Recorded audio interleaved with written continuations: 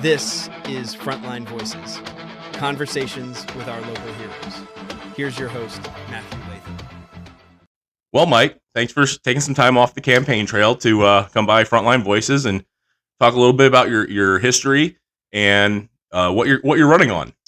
Oh, well, thanks for the invite, man. I appreciate it. Obviously, most people know me. I'm born and raised in Steuben County. Born and raised in Fremont. I've lived here all my life, with the exception of about 5 years.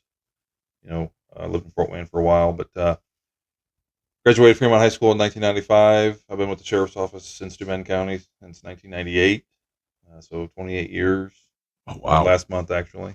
Started out as a confinement officer, and I've been a patrol deputy, detective sergeant, detective first sergeant. I was on the SWAT team for about 9 years. I did some time as an assistant team leader.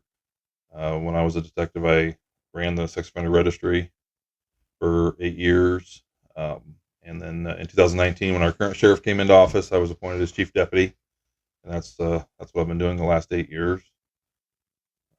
So that's kind of my story. I worked part time as a deputy marshal in the town of Fremont for 17 years, paid part time, and that's actually where I got my start. I guess you could say I was a reserve there for a while before being hired full time as a deputy at the sheriff's office. So, and prior to that, in 1997, I guess my first job was the Allen County Jail.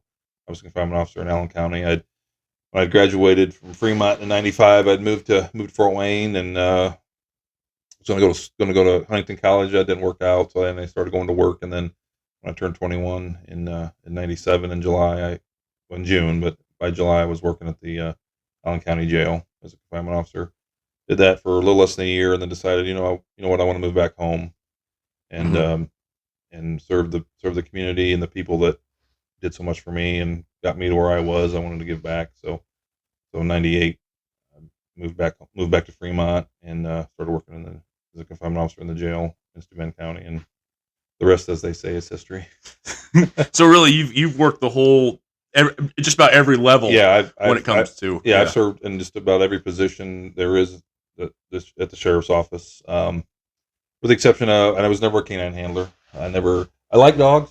I just I never, it was one of the things I just never got into, I guess. I mean, they're awesome. I love them. They're amazing what they can do, and I didn't think that was me. I got to ask you. So what motivated you to pursue a career in law enforcement? Well, my dad was a deputy marshal in Fremont when I was little. So that's kind of grew up with that. He also was on the Fremont Fire Department for 30, 40 years, and most of my life. Served as a fire chief back in the '90s when it was all volunteer. Mm-hmm. And so I grew up at the fire station. I grew up around that, and I got that ingrained sense in me to serve, and that's the best way to give back and to have a fulfilling, rewarding career. I mean, there's others out there, but I never got the inclination to be a firefighter. I don't know why. Maybe it's, I don't know, Right. If someone's shooting at me, I can get behind something, but that fire, I mean, right. It takes a special kind of person to run into a burning building. Not that I wouldn't, to save someone, but you're in the fire service, you know how it is. So that's kind of where it started, and that's all I've ever wanted to do. I mean, there's been other things, when you're a kid. I want to be a pilot. I want to be an astronaut. I had those, but it always came back to law enforcement. That's what I've always wanted to do. I have other family members that are in law enforcement. It just felt like I was called to do it. It's in my blood. It just felt natural. It sounds like from your history that you don't really know a life without public service. No. Brought up in it, surrounded by it. Right. I've been doing it most of my life. Right. And I tell people this too, that well, hopefully nothing happens because I can't do anything else. I don't know how to do anything else. I don't want to do anything else. I got to make it to retirement because I can't do anything else. So out of the vast roles that you've held, which one shaped you the most as a leader? There's so many. Obviously being the chief deputy is probably at the top of the list, because, that position, I manage the day-to-day operations of everything. And I'm responsible for, the best way to describe it, I guess, kind of humorous, but the best way to describe it is everybody's problem is my problem. So you have to think of it that way. And for me, it's everybody else. You have to think of everybody else before you think of yourself. Even if at all, I mean, everything, I come to work and my main goal is to make sure that everyone has what they need to do their job the best of their ability. And, so that position probably shaped me quite a bit. When I was an investigator, I was a sergeant, and then I was a first sergeant in charge of all investigations. So that was kind of I think that had an impact also, maybe not quite as of an impact as being the chief deputy and overseeing everything, but as far as managing, investigations and resources and that was kind of the beginning. And then I took that and advanced and blended it with what I'm doing now. So I think probably the best way to describe it is all the positions together as a whole took me to where I am, got me to where I am today. It's a combination of what to do and learning what not to do. Mm-hmm. Just like other leaders and other managers and other bosses that you have in your life, in your career, whatever career it is, you learn the good and the not so good. And I've done that too. I've worked for 5 sheriffs, several chief deputies, and they've all been great. But I think if you look at anybody that you work for, there's something that you can take away that's good, and there's something that you can take away that's maybe I'm not going to do it that way because of this. You learn Mm-hmm. you learn what to do and learn what not to do, and I think that's with anything. You already just kind of touched on it, but as chief deputy and overseeing the daily operations, what are some of the biggest challenges the office is facing right now? Well, right now, challenges, obviously we could use more staff. I mean, that seems like the hot, I don't want to say, the BS answer, but I mean that it's true. And that is a problem in everywhere. I mean, whether you talk about the sheriff's office, you talk about Ashland Fire Department or Ashland Police Department or Fremont Police Department, or we could all use more staff. Mm-hmm. We could all stand to be paid a little more. But it is an issue. It's an ongoing issue. It's and it's one that we work hard and strive hard to overcome. Unfortunately, we're bound by our budgetary constraints. But that's one of the things that currently our current sheriff and then myself as the next sheriff will continue to battle and look for ways to expand our resources and to better allocate the resources that we have to make sure that we're getting the most bang for our buck, I guess, so to speak. Mm-hmm. So that's probably number one. Our facilities, we do need a new jail. I mean, I don't get me wrong. We have a nice, for 34-year-old building. It's not too bad, but it's the space. I mean, we're expanding and we're getting bigger and we're kind of starting to outgrow our britches. Right. Yeah. A little bit. So that's something that I think that's a conversation that needs to happen here. Whether we can get it done in the next 8 years, I don't know, but I think it's important to go to have the conversations and start start that path, because it's needed. We're going to need it. We're doing the best we can with what we have now, and which is all anybody can do. Mhm. But we are outgrowing our current facility. Um, so those probably the two big things. But I will say, as a whole, I mean, we're running pretty smoothly, and doing what we can to maintain, and obviously be work with everybody, and keep the county the safe and place that I grew up in. Mhm. A lot of people grew up in, and that's what we strive for. Right on. Yeah, especially as times are changing, and I'm sure your call volumes are going up as well. Yeah. You start out growing that space. Mhm. Absolutely, that's understandable. So, in your first 100 days, what are your top priorities? So, okay. Should have known that was coming. I have so many. Obviously, the first thing is to get an assessment of the staff, where do we need to be? Is there anything that needs addressed right now? Prioritization, because again, no matter what we do, we're we we're bound by our resources. And when you talk about doing things like staff or equipment, it's the budget, it's the funding.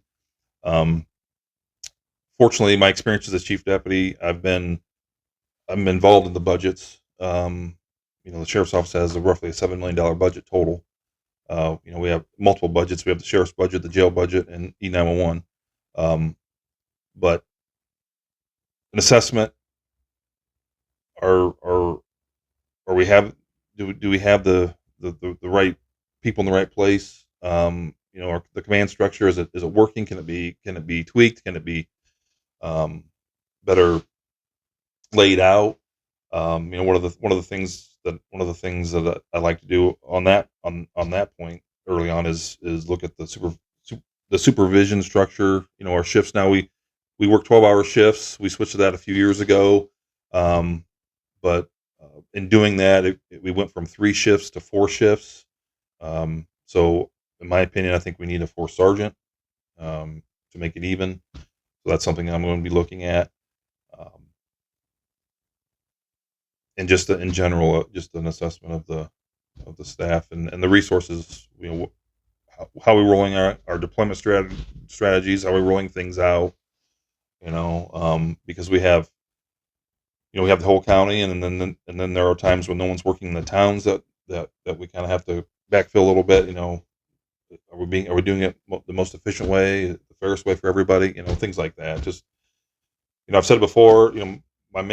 One of the main things that I want to concentrate on, or make sure that happens in the early days, especially, set the standard, set the tone that we're doing right by everybody as much as we can. And I don't know if it's possible to do right by everybody, Mhm. but we're damn sure going to try. The old adage, you can't make everybody happy all the time, but you sure can try. Yes. I mean, so that's probably the top priority. I mean, there's other things, equipment wise. What do we need? What do we need to upgrade? I know, cameras have come up. We have car cameras now, but they need upgraded with the technology. The technology is it's just keep going and going and going, and there's so many things that you can do. And I mean, they have body cameras now that will translate for you Oh wow, I didn't. real time. Yeah. So, which is cool. Mhm. And obviously, we have a population. Sorry, we have a certain population of people here that don't speak English very well. Mhm. So that would be cool. So things like that, technology upgrades or implementations, and just an overall sense of are we doing the right thing for the right reason? Mhm. I got to tell you, once we kind of locked down a date on this, and I started telling people, there were some things that the community members were asking, and one of those Mhm. things was rural areas like Hudson and Ashley have raised concerns about delayed response times. What's driving that? Well, Matt, when we talk about delayed response times, I want to make sure that we don't conflate two different kind of issues. So, if someone in Ashley or Hudson calls 911 and there's no one working, Mhm. we respond immediately. The sheriff's office responds immediately, and we get here as soon as we possibly can, and it's pretty damn quick. Now, when you talk about a call that comes in that's non-priority, it's not in progress. Maybe a property crime that happened the day before, things like that. If there's no one working in the town, whether it be Ashley, Hudson, Fremont, Orland, Clear Lake, and it can wait, then sometimes it is put on hold for the next available officer that works that town to come on. Mhm. Because the fact of the matter is as I said, everyone's resources are limited, including ours, Mhm. and we have to prioritize, and we have to make sure that we're being as much of the county as we can. What I don't want to happen, me personally, is we take away from the county residents, because the sheriff's office, that's all they have. The town residents, they have their own police departments, they have their own town governments, and granted they don't they don't work 24/7 because of resource issues, which I completely understand. I mean, nobody knows more about resource limitations than I do as a chief deputy. Right. So we try to prioritize and make sure that we're spreading ourselves, I guess, out to everyone as much as we can. I know we can't be everywhere all the time, but so when we talk about response times, I want to make sure that there's a delineation there, because that's what we're talking about. If a resident of one of the towns calls and says, "Hey, yesterday someone stole this," or okay, no one's working, though, we're gonna let as soon as the next officer comes on, we're gonna send them to you. So that when you talk about a delayed response time, that I can see that where they're coming from, but if someone calls 911 in any of the towns when no town officer is working and they say, "I need help," we are there like that. And that's obviously a priority. Safety is a priority. Um, we will, and we have never, we have, we will never and have never told one of our deputies, "Hey, don't respond to something." If there's a call like that in one of the towns and we're not busy, and one of the deputies is close and they want to go handle it, that's fine. That's Mhm. because there are some times where someone may call and say, "Hey, my car was stolen yesterday," or "I just realized my car has been stolen yesterday." It's not in progress, but things like that need to be entered into the system, Yeah. we will respond, and we will take the information and we will get it entered into the system as stolen. That way, if another officer happens to stop it or something like that, and then we'll just transfer the case to the whatever town that it's in. Hey, for follow up, but hey, it's already entered. We took care of it, so it could be entered. That does not wait, because that's something that needs to be done now. So basically, if it's something that needs to be handled right away, we will handle it. If it can wait, it may wait, unless someone's close. Because there are times, and please don't get me wrong. I'm not trying to disparage anybody. I completely understand, resources issues, but there are times where there are that none of the towns have anybody working, because of vacations and days off. I mean, everybody has to have a day off. But that does happen. So in that case, with the exception of Angola City, obviously they have 24/7, but we're kind of there for everyone, the entire county, and there's only a few deputies that work Mhm. a shift, so we want to be fair to everybody, and we don't want to take away from the towns, we don't want to take away from the county residents, so it's a balancing act, is the best way I can describe it. Um, so, and I think we're doing pretty good. The numbers bear it out. Last year, our numbers so if you look at all the towns with full-time police departments, I'm not saying, full-time coverage because they don't, but where their officers are full-time employees, Mhm. which would be Fremont, Ashley, Hudson, and Hamilton.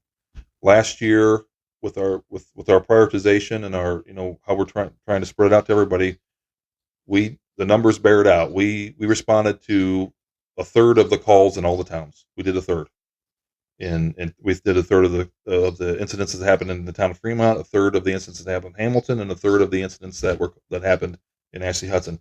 Now, the other thing you got to remember is when we talk about Ashley and Hamilton, that's just the Steuben County side. Right. Yes. Part of those towns are in DeKalb County. And I don't want to speak for DeKalb. And obviously the obvious question is, well, how do we fix that, right?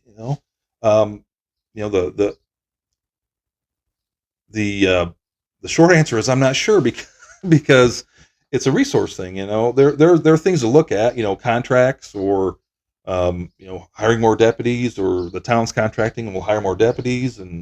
But me personally, I'm a local government guy. I'm a constitutionalist, as I'm sure you probably heard. So I'm a big believer in local government and local government taking care of their people. Mm-hmm. So my view, in a perfect world, I would like to see the towns be able to expand, hire more, hire more officers and be 24, so they can take care of their own people. Now, granted, I understand that that's a resource thing, and there's only so much money to go around, but on that, just to put it in perspective, which I'm sure you're probably aware, the town of Hudson pays the town of Ashley for police coverage, and I don't know about fire too. Yeah, I don't know. yep. It's so it's a contract, right? Yep. But when when there's a gap in the coverage in Hudson or in Ashley, I'm sorry, that means that we're trying to cover Ashley and Hudson. Right. Yes. But Hudson pays the town of Ashley to cover their town, which it is what it is. I mean, and we'll continue to do whatever we can to help anybody and everybody. But just kind of for perspective, that's, when you talk about contracts, that is an option. But for me, growing up the way I did in this county, I'm, like I said, I'm a local government guy, and I think the best solution would be to find a way for the towns to be able to cover as much as they can so they can take care of their own people. But that's something that we'll keep working on. But right. if anybody in the county calls 911 and needs the police, we respond. We respond as quick as we can. Thank you for being clear and transparent on that, because I think it is a perception thing. Obviously, if I call 911, my priority is highest. Right. But explaining the fact that you guys are dealing with manpower shortages too, and that strain is hard. And when someone calls one of the towns and it's a non-priority call, then it's going to be it's explained to them. Hey, look, it's not progress. There's nobody working. It's going to be now for the full-time agencies. It's a matter. It could be a couple hours, or they're in between shifts. We handle the part-time department, the part-time towns, a little differently for obvious reasons. So Orland and Clear Lake, they're all part-time. Mm-hmm. So the numbers are a little higher that we handle, because we just don't know when. We don't want somebody waiting 2 weeks. Right. Yes. Okay. So we spend a little. The numbers are a little higher, I believe. In Orland, and these are just the calls in the town, we're about 45, just under 50% of their calls last year that happened in town, and Clear Lake was about 50, right at 50% of Clear Lake, the town of the calls in Clear Lake, which I think is appropriate, because, like I said, with everyone being part time, you just don't know. It could be several days, and we don't want. We don't want anybody waiting that long to get something, reported or what have you. So it's a balance, a couple hours versus a couple days, So that's that just give you a perspective on everything. That's the difference, because they're part time versus full time. I want to pivot a little bit and ask you, what does community-oriented policing actually look like in Steuben County? Well, it looks like a lot of things. The big thing it looks like is for me, I think is trying to be there before we're needed to be there. Hmm. A lot of being as proactive as possible. We obviously prioritize public safety for our motorists on the roadway. We do a lot of proactive things to promote that. We have a few deputies that are out there, especially trained. Look for drunk drivers and impaired drivers and get them off the streets to keep everybody safe. It's communication, it's collaboration with our all of our partners, our the towns, the fire departments, everybody, EMS, public safety in general, and working together to prevent as much as we can. I mean, nothing's 100%, but same thing, with the schools. We partner with MSD. We have a deputy in the schools and SRO, which I think is awesome. Obviously, I think that needs to continue, and if possible, look for ways to expand it. I mean, in a perfect world, there probably should be a cop in every school. When you talk about what's the best thing to protect our children, who are our most valuable um, asset in our community. We have guard. You know, we have they have guards and security guards and armed guards at sporting events and things like all these things, and they never have any problems because you put people with guns and a good guy. I always said the best thing to have when you have a bad guy with a gun is a good guy with a gun. Right. Yes. Preferably a good guy with a bigger gun or more guns than the bad guy. So that's a big thing, I think. And just being accessible, being there, showing up, and having that culture, I guess, or that the perception that you can come in and we're always here and no nothing's out of bounds and nothing's too frivolous or nothing's too. I always tell people, people are afraid to when they see something odd, or they don't call because they think they're bothering us, or they rationalize it away. Oh, it's probably nothing. Well, if it's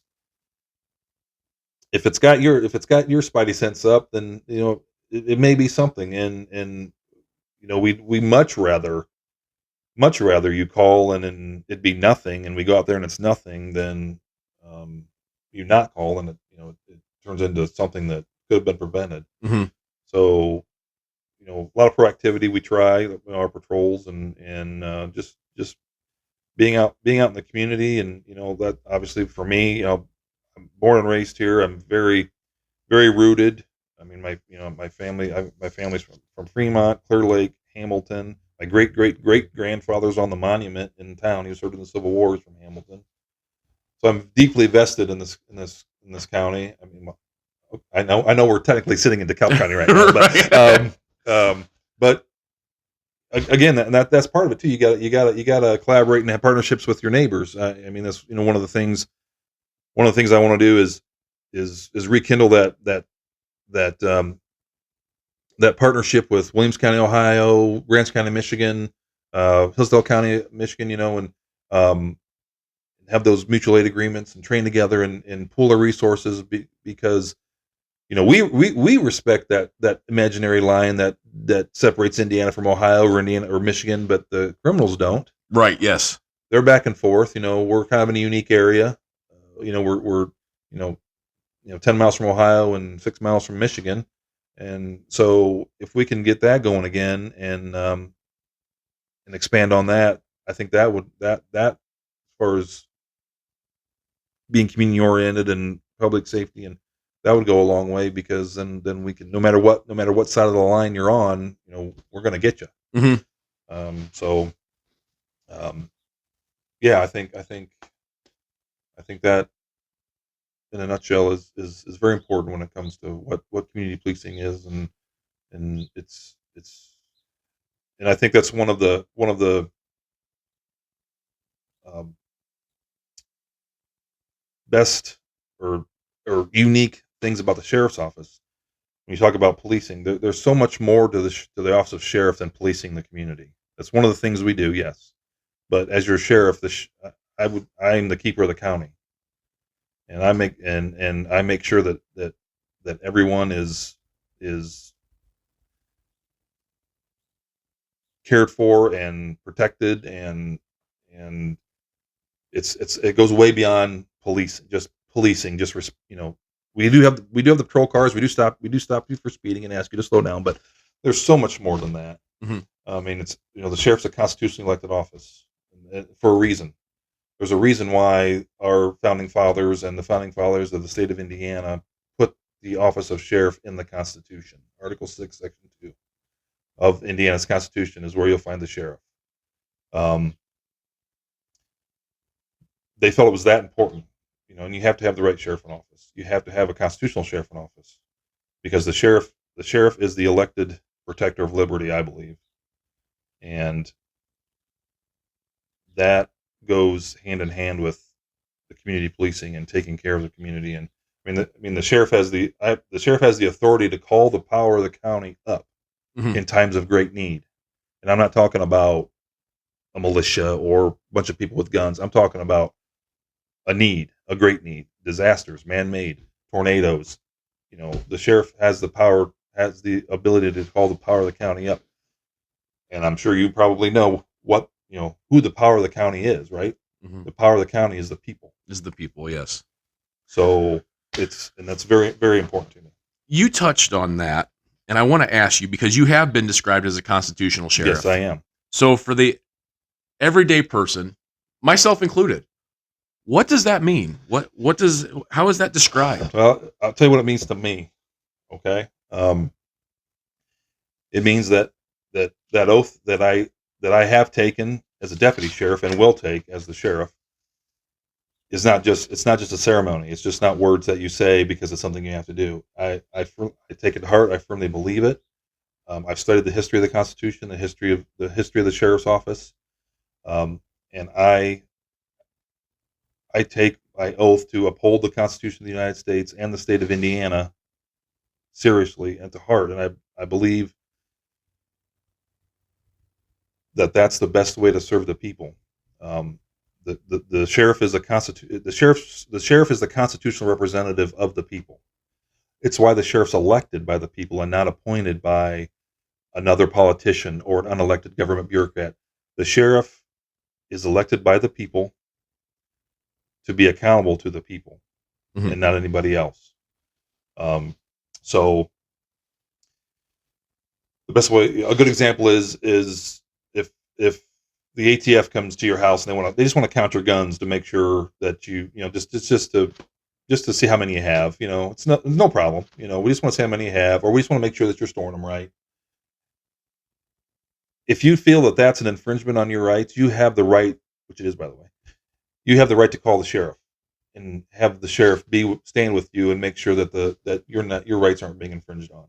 So you would call me, you could call me, and I would come and I would stand with you and make sure that the ATF, whoever it is, government official, everything is above board. Everything you're not being infringed upon. Your rights, your liberties, your freedoms. That's what the sheriff is for. That's why the sheriff's elected. So that's what one of the important things to me about being a constitutional sheriff. Mm-hmm. Okay, the sheriff is not accountable to any other politician, any other branch of government. The sheriff is accountable to the people only. And the sheriff is, it's the oldest. I'm kind of a history buff anyway, but sorry, I'm rambling. It's the oldest. It's the oldest office, non-military office in the world. Oh wow! The office of sheriff dates back to medieval England, about the 9th century, and a lot of the sheriff's duties beyond policing and come from the ancient office of sheriff. So back then the sheriff was a tax collector. We collect taxes. The sheriff presided over court proceedings. The sheriff does court security. The sheriff back then formed a posse and apprehended criminals. We apprehend criminals, and we are the caretaker for the criminals. So obviously, we run the sheriff runs the jail, and we serve the court's process. So a lot of the ancient duties of the sheriff, or a lot of the current duties, I should say, are derived from the ancient duties. Back then it was a little. What I think is why I think our founding fathers were geniuses. If you have time for a quick story, Yes. So back then, in medieval times, they weren't called sheriffs. They were called shires. So they had the kingdom. You had the king of England, or the kingdom. The king was the sovereign, right? And everyone else was subject to the king. And the kingdom was split up into territories called eves, which is another word for county. And then in each county, they had an administrator or a officer of the king. A shire was the shire of the eve. And in the eve, this shire had the king's authority. He answered only to the king, and collected taxes for the king, and presided over the king's court. Like I said. So our founding fathers, they realized that yes, we need the people. The sovereign needs a representative, right? Mm-hmm. And this concept of the shire eve kind of came through, but they tweaked it a little bit. So that's where we get the American word sheriff too. They shortened it. Okay. The modern American shire eve got shortened to sheriff. And the cool thing is our founding fathers like that concept of having a law enforcement officer as close to the will of the people as possible. But the big difference is back in the kingdom, the sheriff answered only to the sovereign, right? Mm-hmm. Well, in our system of government, our founding fathers, we don't have a king, so the sovereign that the sheriff answers to is not the king; it's the people. Mm-hmm. So that's kind of how that transition happened, and it's that's why I think our founding fathers were geniuses. I mean, they studied over 1,100 years of history, of going back to the Magna Carta, the British Bill of Rights, and they knew what didn't work. They studied ancient democracies, the Roman Empire. These are the problems, and they took all that when they drafted our Constitution and put certain barriers in place, separation of powers, and it's yeah. So I could talk about it all day. But, that in essence was what it means to me is to be a constitutional sheriff, is to actually uphold the Constitution and follow the Constitution as written, both the state and both Indiana and the federal, and because the Constitution is just as relevant today as it was in the 1780s. I mean, again, it was written that way, and some say that constitutional sheriffs interpret the Constitution. I don't believe that. I don't need to interpret the Constitution.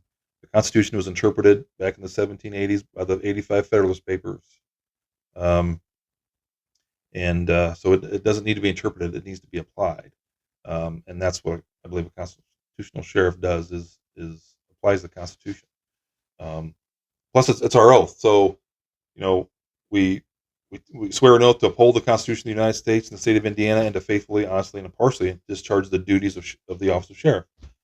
So, if back to my example with the ATF or any other government official coming in and trying to usurp or trying to infringe on a citizen, as a constitutional sheriff, if I'm not there to be that representative and follow the Constitution, are I not violating my oath of office? I believe I am. Mm-hmm. And you can be removed from office for that. You should be. So that's why it's extremely important to me, and that's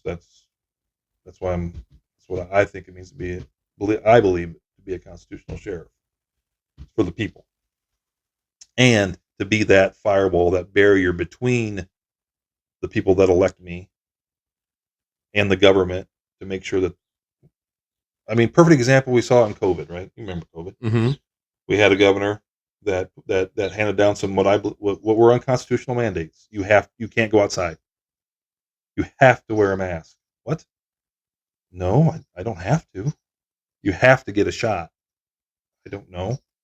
And then said, well, there's this statute that says if you don't follow my executive order, that's a misdemeanor.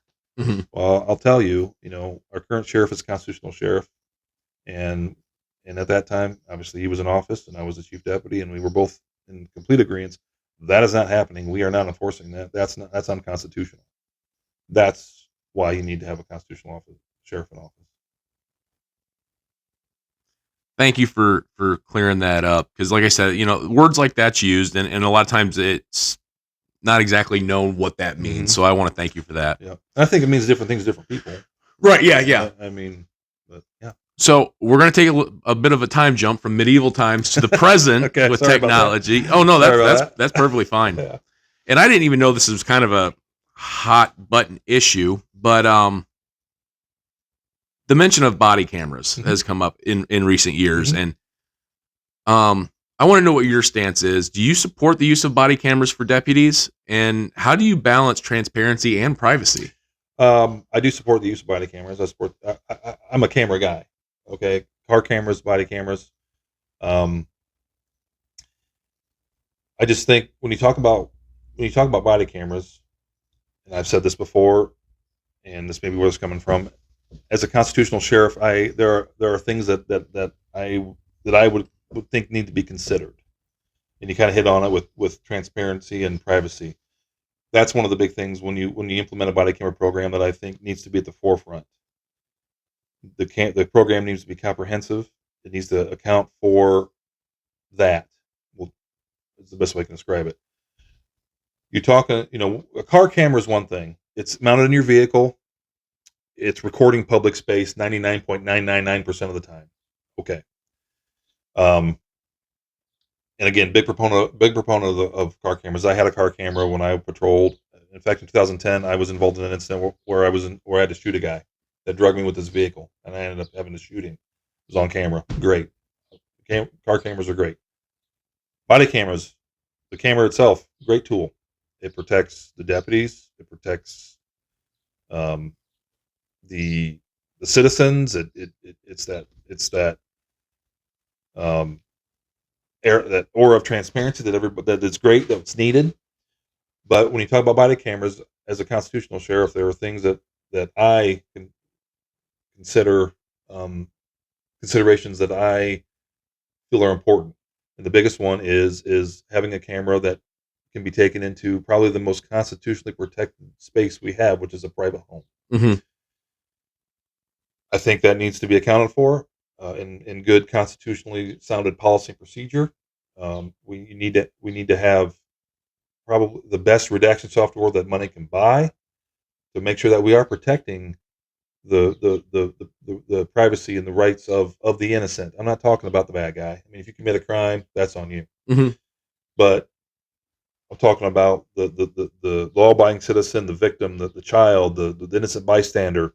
That's and in the inside of someone's private home in general. I mean, I don't know about you, but just the thought of someone coming into my house and recording my personal things and what's on my wall, and I mean, and don't get me wrong, I know the courts have said that we're there for a legitimate law enforcement purpose. We can take the camera in there. I understand that, and I respect it. It's just as a constitutional sheriff, it gives me a little pause, and it's something that I think as the sheriff that I need to be concerned about, because that's who I serve. That's who I'm supposed to be taking care of, and so I think it's very important to have, when you have a body camera program, to have those things in place to protect people's privacy that needs protected, and because, like you said, you have body cameras. The video is subject to FOIA. It's going to be evidence. It's people are going they're going to want to see it for transparency, which is fine. But we got, again, I'll use my favorite word of the day, balance. I think there's a balance between that and an individual, especially an innocent law-abiding citizen's individual rights and freedoms of privacy and having their personal stuff,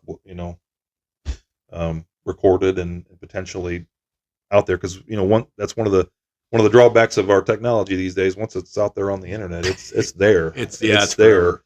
So because at the end of the day, I'm the sheriff for everyone. I have to be the sheriff for everyone, not just a certain group of people or certain select groups of people. Everyone. Mm-hmm. So, and I have to think about, and I do think about everyone. Some may not agree, but that's as a sheriff, that's very important to me. That is taken into consideration. Obviously, the other thing about body cameras or camera programs in general, the funding, they are expensive. Because it's not just the camera, it's the storage. Mm-hmm. And a lot of the companies, they go to this iCloud storage unlimited, which is great, but there's a subscription fee. It's recurring every year, plus the software licensing for the camera software itself, and as I said, the redaction software. I mean, it's got to be it's got to be, in my opinion, the best. I mean, we got to be able to redact, and do it in a way that protects the innocent, protects the law-abiding citizens, and protects their privacy. Actually, we've looked at getting body cameras. The sheriff's office right now does not have body cameras. Mm-hmm. We have car cameras, and again, as I said, that's one of the things that I'm looking at is upgrading those, in preparation for hopefully putting together a good comprehensive camera program in the near future to include body cameras and car cameras. In fact, my opinion is if I am going to put together a camera program, it's not just going to be the deputies on the road. I think that the confinement officers need to be wearing them too in the jail.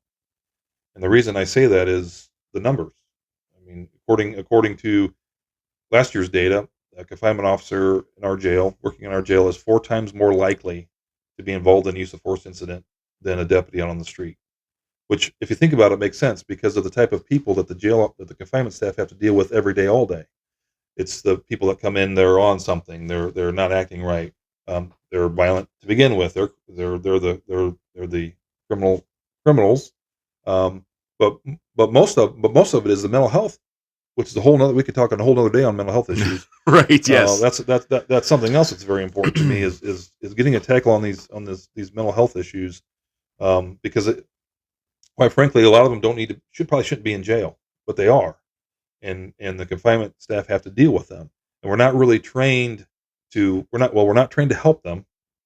We're not really trained to deal with them but we're more of trained to handle them, to make sure they don't get hurt and we don't get hurt.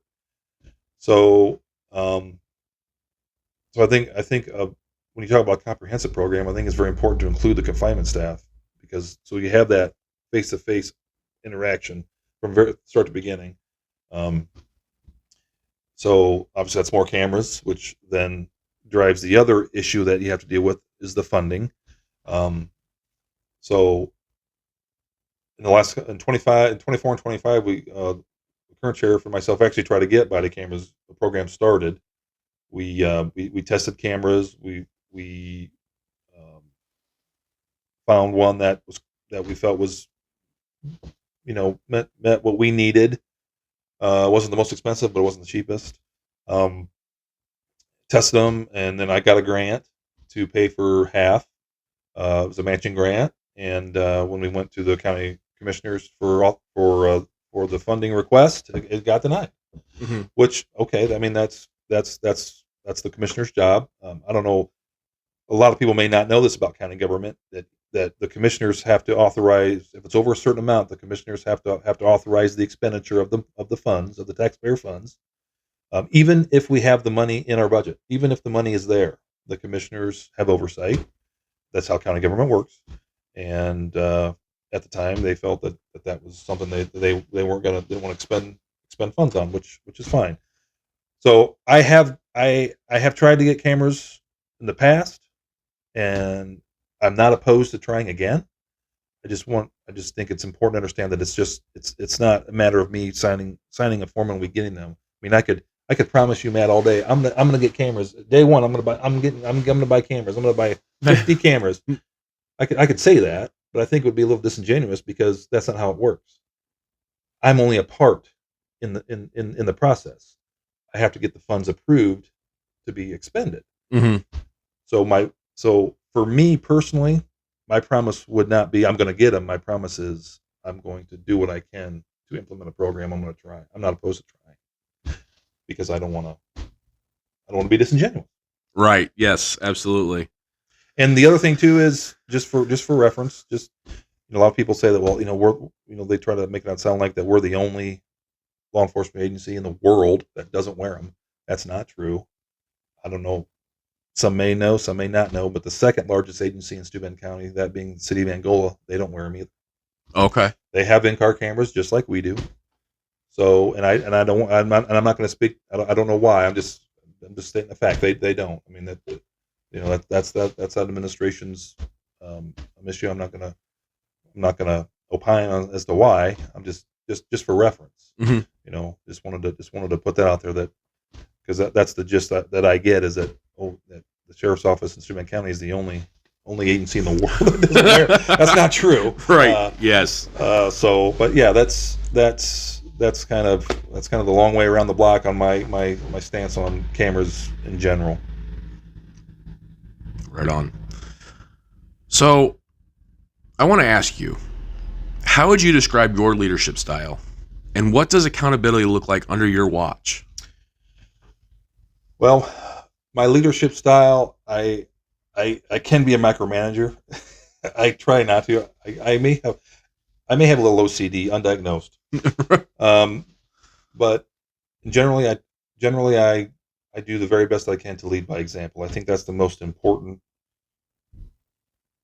or the best way to do it. I would never ask anybody under that worked for me to do something that I wouldn't do myself or have not done.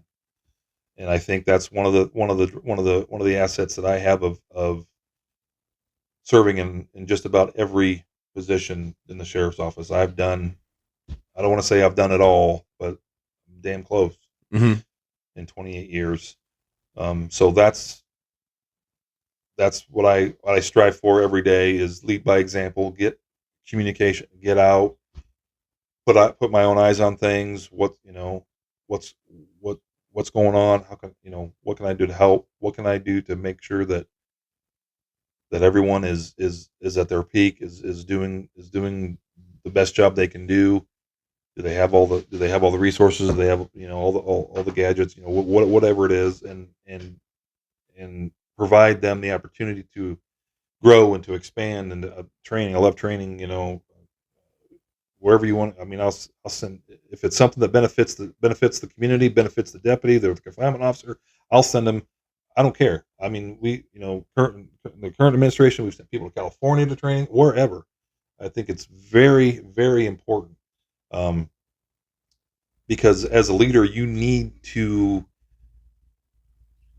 do whatever you can, I believe, to make the people under you better than you are. Because no one's going to be there forever. And succession planning is important to me. And putting the right people in the right spots, which I've done that. And, so you probably saw, I've selected a chief deputy, Rich McCarty. Mm-hmm. He and I, we go back. We've known each other since we were about 5 years old. We grew up in Fremont together. Went to school together. And when you say we went to school together, people think, oh, yeah, you graduated high school. This is Fremont, Indiana. No, we went to school from kindergarten right to graduation.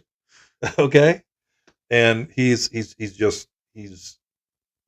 and I are just so aligned on obviously the community, our ties, our families, our friends. We're all here. We're all about the community, and I could go on all day about him, but as far as treating the citizens the way that I want them to be treated, I've got no issues, no qualms or no concerns that Rich is not going to do 110%. And he's a go-getter. He's a leader. He's a mentor. He's trained several deputies. He he's the perfect person for that position, I believe, to move things forward and to bring everyone together. And so I think as far as a leader, that's another very important aspect, to have the right people in the right spots. And Rich, and he's not afraid to call me names and tell me that's a stupid idea. What in the hell are you thinking? And I think you need that. A good leader, it needs to be humble, needs to have humility, needs to have the courage to say, I was wrong, I'm sorry. And also have the courage to if I don't know, to say, I don't know, what do you think? And also recognize that I'm not the smartest person in the room, but I have people that I can rely on, and that I can go to and get the job done. And so I think those things are very important, and that's kind of my style, or what I try to do. I mean, nobody's perfect, but you got to have a good team. Yeah, it's about the team. Yep, yeah, absolutely. This next one is a tough one. Oh boy, because I have to commend both you and Chris, because being a Steuben County resident myself, I've never seen where either one of you are slinging mud or anything about that for each other. So I really have to commend you both on that. I mean, you're standing on what you both believe. But at this point in time, I got to know, why are you the best choice? Well, I guess I'll just kind of summarize what we've been talking about, because I think it all goes into it. I'm the best choice because I have that experience that no one else has. I've been the chief deputy the last 8 years. When you if you want to go side by side, you look at resumes and things like that, and it's all pretty even. I mean, I was a deputy. I was a patrol deputy again. Like, I was a detective sergeant. Same. I was the first sergeant. Same. I've been to the national FBI, the FBI National Academy. Same. But what I think puts me, I guess, above, I mean that derogatorily, but when it's time to choose, I think that you need to consider that all that, plus my ties to the community, my love, my commitment, my roots, what holds me here and what drives me to make Steuben County, is that I'm the only one with that sheriff's administrative experience. As the chief deputy, I have acted as the sheriff. I've had to perform the sheriff's duties several times over the last almost 8 years, because that's what the chief deputy does. Because the sheriff, needs to be out in the community, and probably once in a while needs to take a break. Right? Yeah, absolutely. Right? Yeah. So, or the sheriff's duties pulls the sheriff out of town. They have to attend, meetings and conferences, and go down and be very involved in the state legislature, which again is another, I think, unique quality that I have. I'm being the chief deputy the last 8 years. I'm been very involved in that, in the Sheriff's Association, and then through my my personal contacts and friendships, I have a contact, down at the State House in the Lieutenant Governor's office. He and I are friends, so being the chief deputy, I've had to make the sheriff decisions and make presentations to the county council and the county commissioners for budget items, and for salary increases, all kinds of sheriff's administrative issues. Plus, I'm deeply I'm involved in the budgets, and the deepest would be the fleet. Obviously, as the chief deputy, I oversee the fleet, so I do the budgeting and the procurement and the make sure all the cars everyone has a car and they're running right, Mhm. and we've got 45 vehicles. So I manage so much of that stuff. So I've got a very deep understanding of how the office works, and as far as the jail side and communications, because it's all it's all under the sheriff's office, but they're separate, separate budgets and things like that. And so I think that's the big thing that puts puts me as the best person to be the sheriff of this county, well, this county, Steuben County, because I've done it. Mhm. Um, uh, and again, it goes back to the leading by example, and I've performed.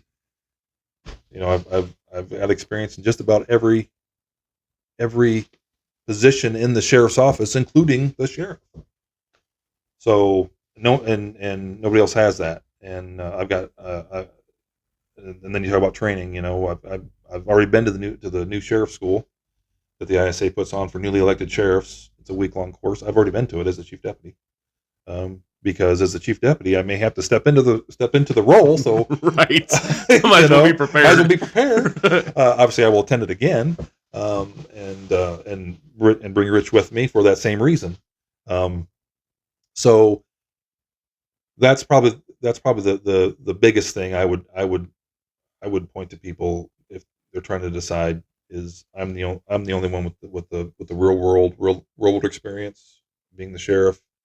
And I'm not going to say there's no learning curve, because there's a learning curve every day. We're learning every day, but I will say that there will be a smooth transition, because I'm essentially and effectively already there. I've been there.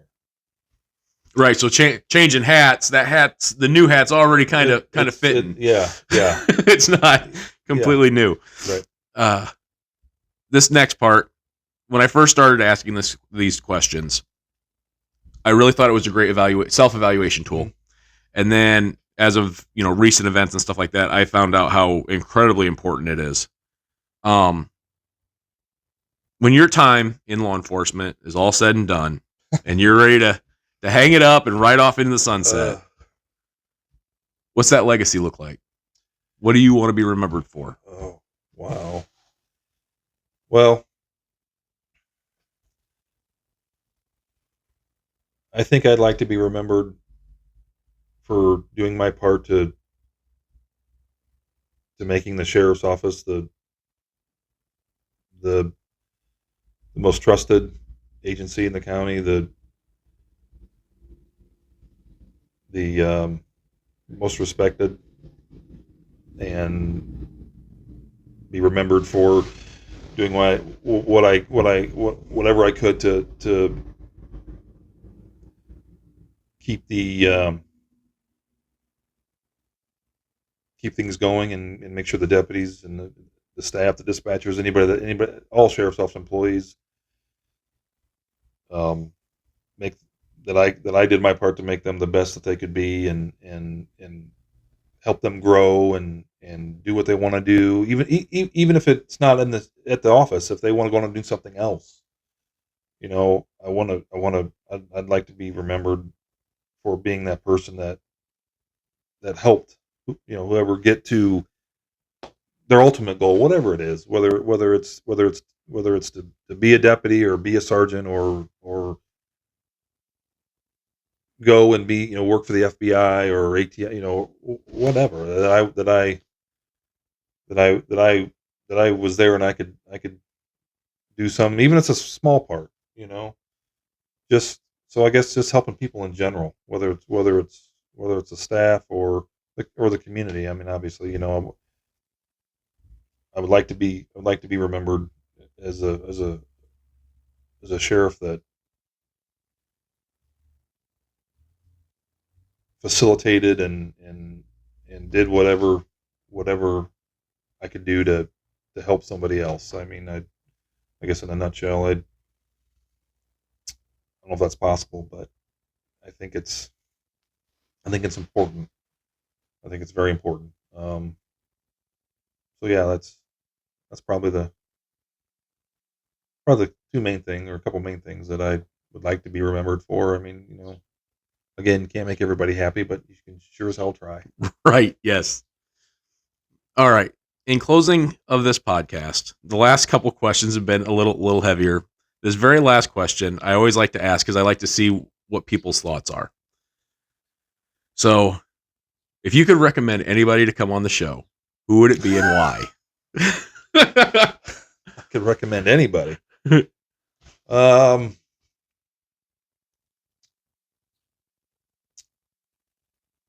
I think, I mean, if we're talking about, right now to get more perspective of me and why I'm running, I mean, I think I would like to see Rich come on and because I mean, I don't want, I can speak for, I mean, I feel like I can speak for him a little bit because we're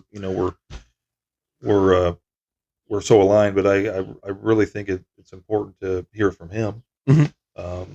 So that, I guess that would probably be a suggestion.